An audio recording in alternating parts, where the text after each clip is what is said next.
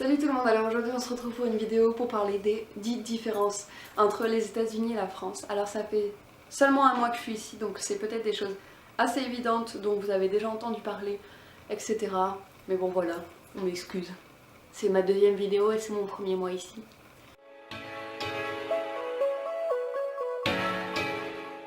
Pour commencer, la première chose, c'est la façon de dire bonjour. Ça, tout le monde le sait. Ils ne se font pas la bise ici, donc c'est soit on serre la main, soit on fait les hugs. C'est vrai que c'est un truc un peu stressant la première fois, parce qu'on est là genre, qu'est-ce qu'on fait? Est-ce que je dois serrer la main? Est-ce que je dois faire un hug? Est-ce que... Je sais pas. Et puis il y en a en plus, parfois, qui vous font des petites blagounettes, sachant que vous êtes française, ils vont vous faire la bise. Et vous êtes là genre, ok, j'étais pas préparée. Donc la première fois que quelqu'un m'a fait la bise, j'étais là genre, ah d'accord, ok, c'est cool. Donc voilà, c'était la petite parenthèse, mais du coup c'est assez marrant et c'est pas... Après on s'y fait, on sait quand on doit serrer la main, on sait quand on doit faire un hug, mais c'est vrai que les premiers temps c'est assez compliqué. La deuxième chose qui se rapproche un petit peu de ça, c'est quand les Américains rentrent dans un magasin ou téléphone ou quelque chose comme ça, ils ne disent pas seulement bonjour, mais c'est que il y a limite toute une conversation après, c'est-à-dire qu'ils vont... Voilà, bonjour, comment ça va, quel est votre prénom, et limite parfois demander pour la journée comment elle se passe quoi. Donc c'est assez marrant et c'est au téléphone c'est pareil. Ça va paraître un peu bizarre quand je vous le dis, parce que vous êtes là genre oui on peut faire ça en France aussi, mais là c'est vraiment très particulier et c'est tout le temps. Donc c'est assez marrant. Nous on va plus être dans la retenue, on va dire ça comme ça peut-être, et du coup juste dire bonjour, merci, au revoir et c'est tout quoi. Ensuite la troisième chose ici que j'ai remarqué, on le sait déjà, en fait à peu près tout on va déjà le savoir, sorry, mais c'est qu'il y a des drapeaux, genre partout. Partout, partout, partout. On peut le voir dans les films, etc. que voilà, il y a souvent des drapeaux, et les Américains sont quand même assez fiers de leur drapeau, on le sait.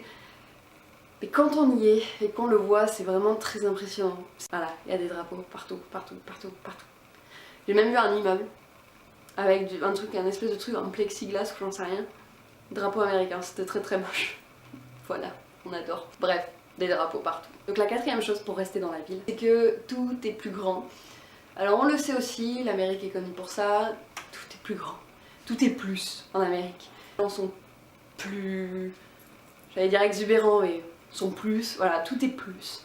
Et vraiment, c'est-à-dire que, bon, les buildings, ça on le sait, hein, on a vu les photos, on n'est pas bête, mais c'est pareil pour, j'en sais rien, moi, les boîtes de lait, la nourriture, il y a parfois des quantités, mais c'est juste incroyable. Les voitures sont plus grosses, ça m'a fait rire, juste, ils ont un espèce de break, je sais pas quoi, je pourrais pas vous dire la marque, hein, mais pour eux c'est une petite voiture.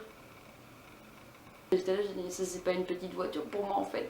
Mais pour ici, si. Donc ils ont des plus petites voitures que ça bien entendu, mais voilà. Les Fiat 500 ils connaissent pas quoi. La cinquième chose c'est les feux. Pour nous, donc elles se trouvent au niveau de l'endroit où on s'arrête en fait au croisement.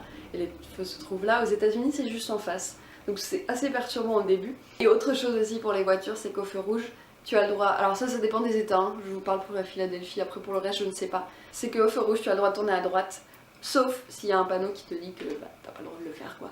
Donc pareil, t'es là, je sais pas, j'ose pas, c'est rouge donc je m'arrête. En ce qui concerne les feux piétons, c'est assez marrant. Déjà c'est un bonhomme blanc qui marche quand on peut traverser et c'est une main rouge quand on doit s'arrêter, ça fait très très peur. Mais en plus, c'est que tu as le petit bonhomme blanc pendant un temps. Après tu as une main rouge avec un décompte, donc tu peux continuer à traverser et à la fin du décompte tu t'arrêtes. Donc voilà, c'est assez perturbant au début, tu sais pas, en plus ça dure 3 heures quand c'est rouge, mais par contre quand tu traverses ça dure à peu près 10 secondes. C'est vrai que c'est un petit peu... t'es là genre, est-ce que je peux passer? Donc la sixième chose, c'est la bouffe. Alors, moi pour l'instant j'ai pas trop à me plaindre parce qu'ils cuisinent très bien, donc je mange assez équilibré et ça me change pas trop. Si, ça me change, je dis pas que je mangeais tout le temps équilibré en France, et je vous entends déjà, certains d'entre vous, vous moquer à m'entendre dire ça. Mais ce que je veux dire c'est que voilà, la salade a le même goût qu'en France, la viande aussi, etc. Donc du coup j'ai pas trop à me plaindre parce qu'ils cuisinent vraiment bien. Et du coup moi ça m'a justement permis de reprendre un rythme et de manger mieux en fait, de manger plus sain. Donc en fait moi ça a fait l'inverse. Parce que voilà, je veux pas manger C'est vrai qu'il y a certains trucs, tout est plus gras sur certains aliments et du coup voilà, mais bon, moi de ce côté là j'ai pas trop à me plaindre. Et pour rester dans la bouffe, ma 7ème différence, c'est qu'ils ne servent pas les repas à table. Laissez-moi m'expliquer. C'est qu'en gros, nous en France, c'est peut-être pas partout pareil, mais pour moi en tout cas, c'est que voilà, on met le couvert, on met tout à table et puis on se sert une fois qu'on est assis à table. Eux en fait ils vont préparer les assiettes avant et après amener les assiettes sur la table. Et là on peut commencer à manger. Donc du coup la première fois c'était un petit peu... Ils me l'ont expliqué, ils me l'ont dit dès le début donc ça a été, mais c'est vrai que du coup c'est pas un truc qu'on fait en France. Donc c'est assez marrant. La 8ème chose, c'est les pourboires. Alors ça c'est un truc que je pense que je vais avoir du mal à m'adapter cette année là-dessus. C'est-à-dire que les pourboires, c'est pas juste comme en France, tu donnes ce que tu veux et puis basta. C'est que tu dois donner 15 à 20% de la note. Voilà, c'est cadeau. Donc c'est un peu embêtant parce que du coup ça change vraiment beaucoup le prix parfois. Donc 15 à 20% c'est un peu énorme. C'est comme ça ici. Donc pour les restaurants tu donnes 15 à 20% de la note. Après pour tout ce qui est taxi ou les choses comme ça, je sais que tu dois donner des pourboires. Je sais pas si c'est aussi 15 ou 20% de la course ou quoi que ce soit. Mais c'est vrai que les pourboires, voilà, ils sont très très pourboires ici. C'est-à-dire que si t'en donnes pas, t'es très très mal vu en fait. Donc voilà, c'est un truc qu'il va falloir que je m'adapte, qu'il va falloir que je m'y fasse et que je fasse des maths. Donc ça m'embête. Et pour rester dans l'argent, bien entendu, la 9ème chose, ce sont les taxes. C'est-à-dire que nous en France c'est inclus dans le prix de base, donc on n'a pas à faire le calcul, etc. Ici ce n'est pas inclus, c'est-à-dire que tu achètes des trucs, tu as ton prix, etc. C'est sympa, et tu vas en caisse, et le prix n'est pas le même que ce que tu as calculé, parce que les taxes sont ajoutées qu'à la fin, arrivées en caisse. Donc si tu veux acheter une baguette, il te reste... Non, il n'y a pas de baguette ici. Donc si tu veux acheter, j'en sais rien, moi t'achètes un truc à 99 centimes, t'as tout juste 1 dollar et t'es là, ouais c'est bon je peux. Eh bien non, tu ne peux pas, tu n'as pas assez parce que ça sera plus d'1 dollar. Donc du coup c'est la petite différence et un peu la surprise à chaque fois que tu vas en caisse. Après, bien entendu c'est pas des taxes, c'est pas des taxes de malade, mais c'est en fonction de ce que tu payes et du prix de ta note j'imagine. Donc voilà, les taxes c'est à la fin. On va finir sur du marrant. La 10ème différence, c'est les toilettes publiques. Alors, j'ai juste une question. Pourquoi? Pourquoi? C'est-à-dire que les toilettes publiques, je sais pourquoi ça s'appelle public. Parce que, waouh. C'est-à-dire que les cloisons, en fait, tu dois avoir à peu près ça, hop, juste la taille de mon écran, ça en bas et à peu près la même en haut.